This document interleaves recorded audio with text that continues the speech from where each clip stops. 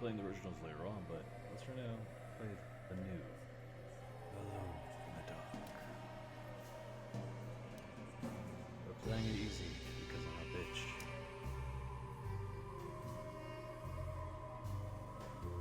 We'll play it modern as well.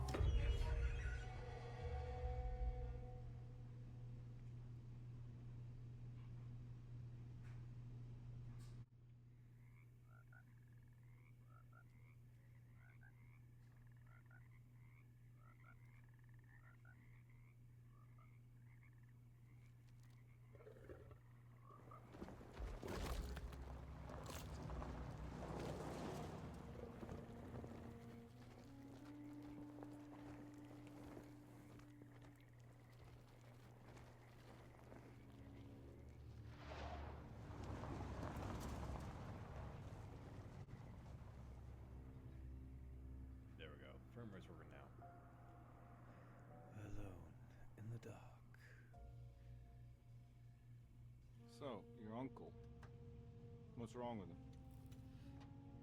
He's possessed. As in the devil? Something like that. He says a dark man is following him, watching him at all times.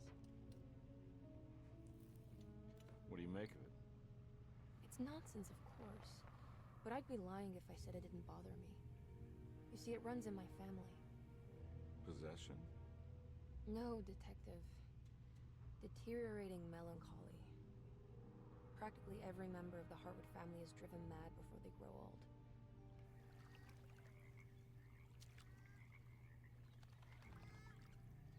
But Jeremy didn't kill himself. Is that why he's at Derceto? Despite being convinced that he is truly possessed, he decided to put his last chips on Dr. Gray and his psychoanalysis, figuring he might stumble upon some cure.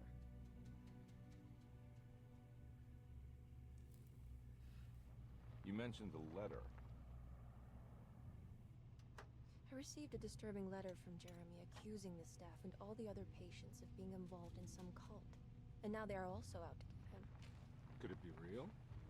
Or is it all just in his head? It's a story he tells himself, Mr. Carnby. Anything to avoid the truth. Which is? That we're all terribly insignificant.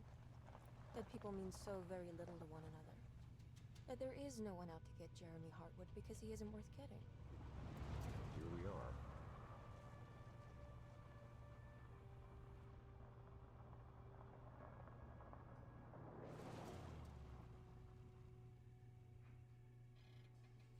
My uncle's not well, Mr. Carnby.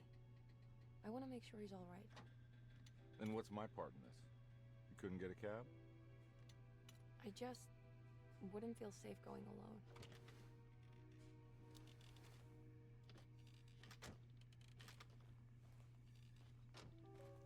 Did you bring a gun? Yeah. You think it'll actually come to that? No. But you might need to wave it around depending on how agreeable the staff will be. What exactly are we gonna do when we find Jeremy? I don't know. Let's just find him first.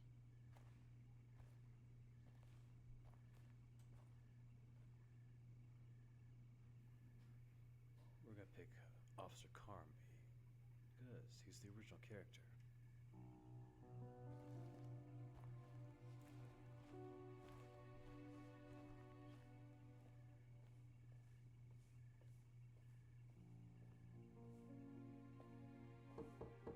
Hello? Hello? Looks abandoned. It can't be. There has to be someone around. Wait here. I'll go around back. Sorry.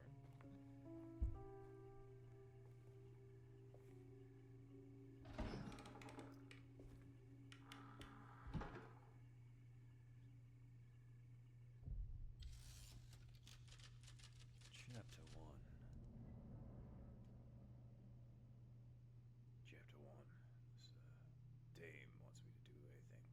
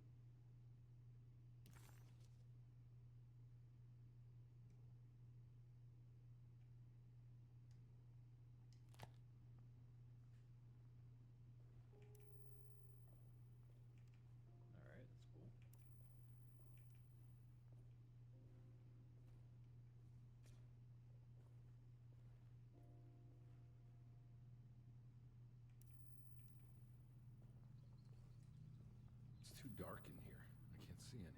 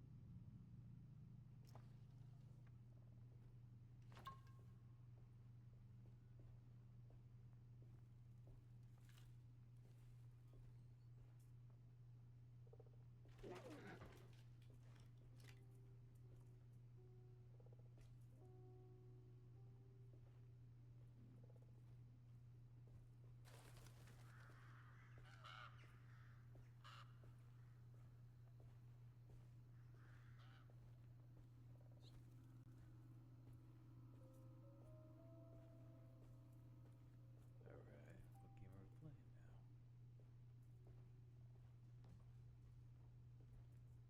Oh, Officer Lagby, that's what it is. Nah, I'm not getting in there.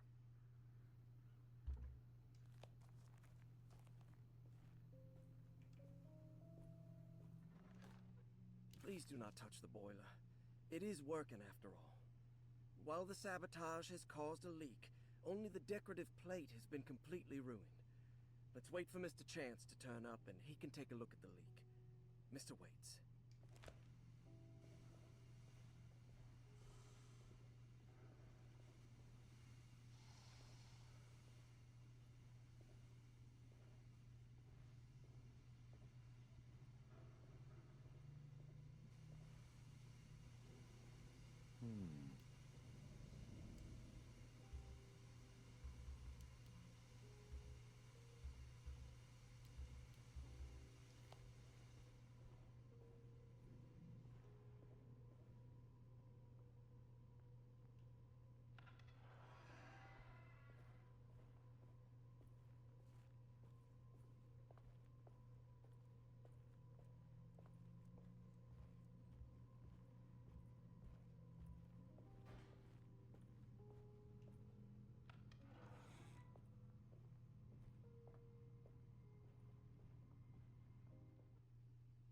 Every day, your silence weighs a little heavier. It's been a difficult year for everyone, and many have lost all hope. I read in the papers about people suffering. Pictures of dust-covered landscapes without a drop of water. I wish I knew if you were still tending the earth, or if you had turned your back against us. I have started to look for help elsewhere. I pray you will tell me if I'm going down a path that you find disagreeable. With help from Baptiste and Charlotte, I've found comfort in the practice of the voodoo. I have long been skeptical of that Caribbean cult, but it's been of good use to me. It seems all harmless in my book. I say some words dreamt up by the Creoles, and I carry around a small pocket of gree-gree. Nothing of this is mentioned in the Bible, of course, but the French Quarter priestess tells me it's all connected.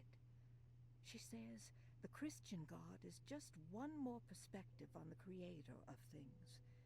That's what I like to think, but the other way around, that the spirits of her faith are just aspects of you, our Heavenly Father. I am so grateful for the words you gave Mr. Hartwood. We will sing your praises at St. John's Eve. The world will be blessed soon again. Only the sacrifices of the Old Testament compare to your demands. Let it be the truth. A mother of earth, wood, and dirt. A mother of 1,000 young. Sacred sand, $1. Black cat oil, $1.50. Devil shoestrings, a quarter. That makes $2.75, madame. What was that you were telling the doctor? A goat without horns. What does that mean? You must have misheard me, madame. I said no such thing. please. I know I don't look like any of you, but I'm devout. I'm ready to do what it takes. Do not be so eager to sacrifice the few things you have left, madam. Now please, leave my store. A goat without horns.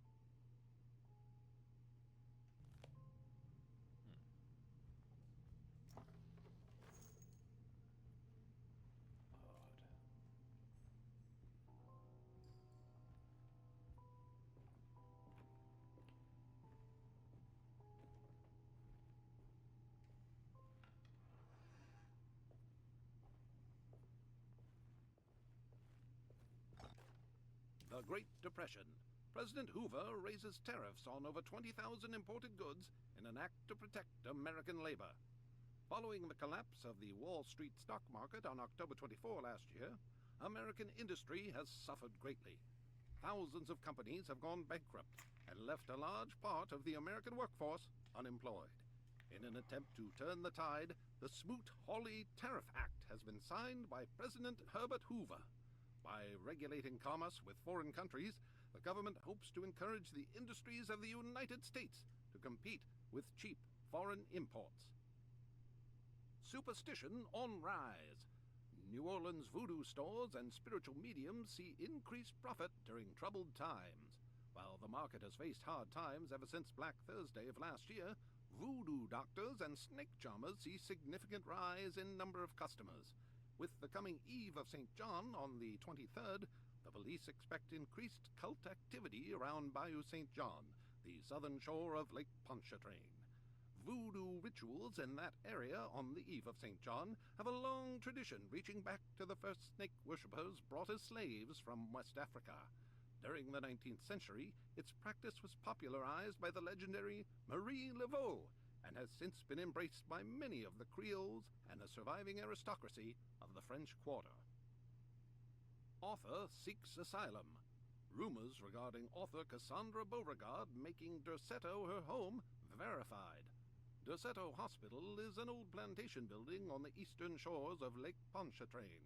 While often considered an asylum for the insane, residing Dr. Elmore Lee Gray prefers to think of it as a convalescent home, a place where you can go to rest. The patient list is kept secret, but thought to include many of the black sheep of wealthy families, because at Derceto, treatment does not come for free. Local author Cassandra Beauregard has now been confirmed by her own admission. She's been lauded as a powerful Creole voice and written many successful books. Lately it was reported from Hollywood that she has finished a moving picture manuscript titled Slaughter Gulch. That film is set to hit the theaters next year.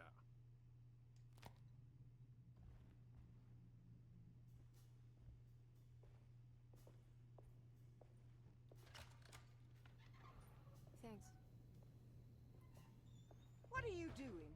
Who are you? Whoa, pardon me, excuse me. My name is Edward Carnby, private investigator. I hope you don't mind we let ourselves inside. I do mind. This is private property. You can't just barge in here. I'm sorry about all this, but I'm looking for my uncle. It's urgent, and no one was answering the door. We can't hear you knocking anymore. None of us can. Who is your uncle, darling? Jeremy. Am I right? She has that Heartwood gloom, doesn't she? That's right. I'm Emily Hartwood. I just came to make sure my uncle is all right. Well, he is unavailable right now. You will have to come back another day. Unavailable how? Is he sleeping? We can wait. He's lost. Don't I know you from somewhere? Who's your man again, Miss Hartwood? My name's Edward Carnby, private investigator. Splendid. Enough! All of you! Get back to your rooms! McCarthy, keep your eyes on the child. And you two, please leave immediately. Look, we're not here to cause any trouble. Just let us see the old man, satisfy the curiosity of my client here, and we'll be off. Jeremy has gone missing. There's no need to worry, but it might be some time before he turns up. The whole staff is looking for him. What? He ran off? I don't have time for any of this. Please, come back tomorrow. All right, in that case, we'll just wait in his room. You don't mind, do you? It's upstairs, right? Wait, you can't. Don't worry, we'll be discreet. In the corridor. It's the first door on your left. I'll tell Dr. Gray you're here. Excellent. Thank you, madam.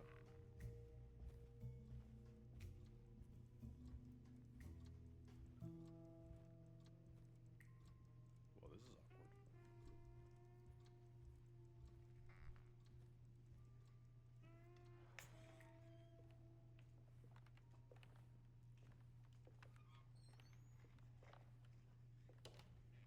All right, here we are. Let's look around. See if we can dig up any clues.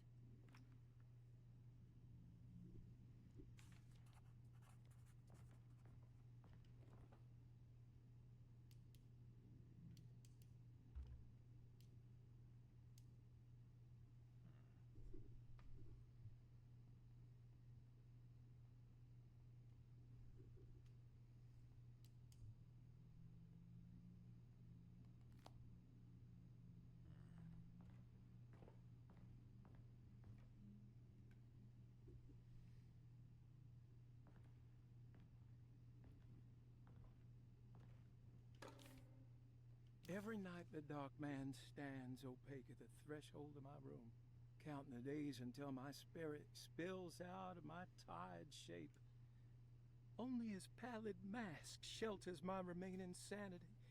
Staring directly into the face of that demonic sultan would surely sunder time itself. Would he have looked the same to my father as he struggled for his life? Does his veiled face haunt my niece quite the same way? I wish so that I could rest my soul in that sunburnt convent of Tarawea. Would I find you there, Juan? Or Senora Perosi, back from the beyond? Every night I hide from him, moving from one misshapen memory to another. Scenes conjured out of fantasy and delirium. Places I struggle to even paint. I wish I understood your death, Senora. Is there anything I could do for you but bury you in that bleak necropolis? That triumphant chapel rising above the ledges and the oven vaults shall be your sepulchre, where you may rest, and I shall weep.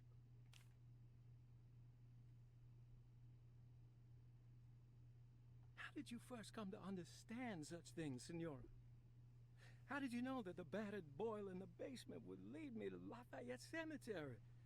Or how the old upstairs clock, with its astronomical motifs, would take me to that hateful mound outside of Claremont Harbor? Those are my memories, my past. Is there perhaps a chance, if ever so small, for me to see Tarawea? Oh, I want that more than anything. Please, let my talisman take me there. Let me sit with Juan under his Bodhi tree. Despite having sold me that talisman, Miss Jackson, the voodoo priestess, revealed none of her secrets to me. That's why I had to travel to Tonka. Instead, she cruelly told Baptiste, my caretaker, that he would be betrayed and killed in the most awful way, that the one he loved would pierce his thigh with a sharp spear, and that he would be devoured by his own mother. What a terrible thing to say. The people of Derceto were becoming dangerous. They do not understand what they are doing. I must do something to stop them. I tried talking to Dr. Gray, but he confuses my worries. He's caught up in treating me. How can he expect evil to be cured with medicine and conversation? The orderlies, the housekeeper, and the patients are all deranged. They will call upon evil to enter this world. All would be lost. Everything. Unless I can find the clerk, Mr. Waite. He seems to be a clear-thinking man. Maybe Beauregard. The dark man offered me a prison, and I accepted. I signed that miscarried contract and entered the dark pact. Everyone is safe, except for me.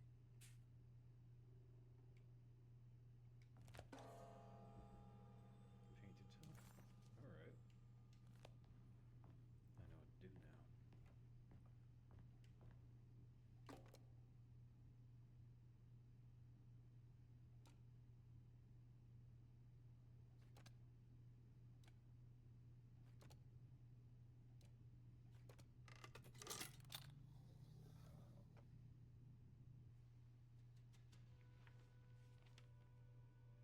Hey, you know anything about this? Looks like some sort of talisman.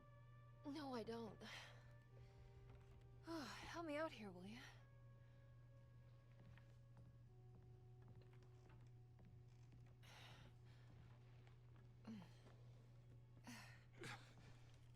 I would kill the guy, throw some of this stuff out. I'd be crazy too if I had this much junk lying around.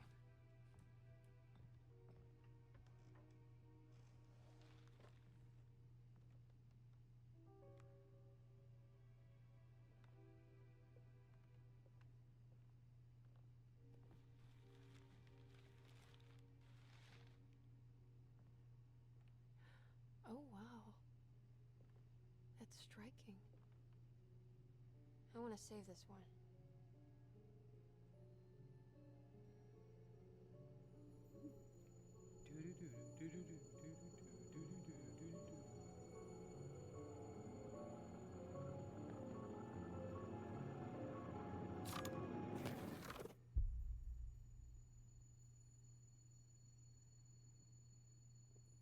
All right, come on. I want to go see Dr. Gray.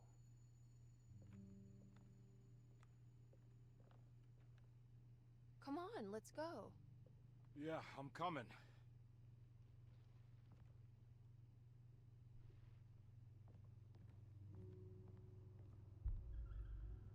Miss Hartwood. Emily?